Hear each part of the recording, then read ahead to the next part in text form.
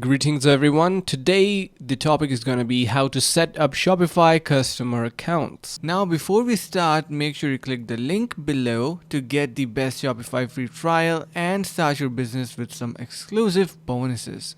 So let's just jump right into Shopify admin panel, and from here you're going to be simply choosing customer. So this is the point where you can set up your customer account. So you can see I have already 2 customers added, which are automatically, by the way, they were added since they ordered from my store. And you can add a CSV file in here to add a list of products, customers, that you want to import onto your platform, or you can add a customer manually directly from this customer forum, or you can say like fields. So enter all of these details. Eventually once you do that, it is going to be populated like these.